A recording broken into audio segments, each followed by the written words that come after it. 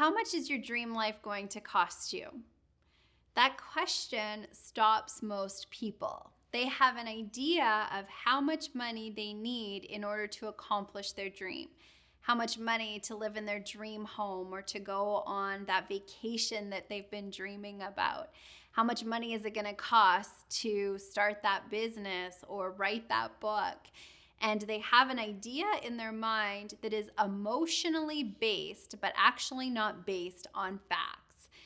And it creates this gap from having a dream to thinking it's going to cost too much. And so that usually stops most people. They don't even get started because their thinking is they can't do it. So how much is your dream life going to actually cost you? Have you done the numbers? Have you done the research? How much is your dream life actually going to cost you? How much would that trip be? How much is the dream home? Do your research, know your numbers. Once you have those numbers, a couple things can happen. Sometimes what happens for clients is they realize the gap isn't as big as they thought it was. They look at how much it's going to cost, and once they look at what they have available to them, the gap isn't as big. And so all of a sudden it increases their believing that, hey, I could actually do this. The other thing that can happen is you run the numbers and now you know the number and it feels too big and it feels overwhelming. One of my mentors, Bob Proctor, used to say, reduce it to the ridiculous. Once you know the number, you want to work with that number in your mind until you've made it small. What does that mean?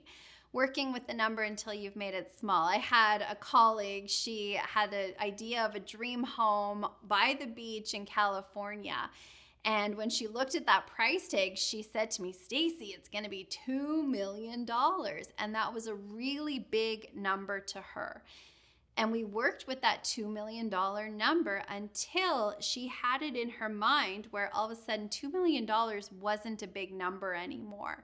So working with a number in your mind long enough where you feel like you can actually accomplish that. That may be working with the number, and if I divided that over 20 years, or if I increased my paycheck by this amount, and you're playing with those numbers. Bob Proctor used to carry a calculator in his pocket with him before we had cell phones, but he was constantly playing with the numbers, and he wanted to get his mind neutral about the number, because the truth is the number is neutral. Is $2 million a big number or a small number? Well, it depends. It depends on your perception. It depends on your thinking. So once you know how much is this dream life actually going to cost me, and you know the numbers, it's no longer emotional. You're building a relationship with those numbers. Is it big? Is it small?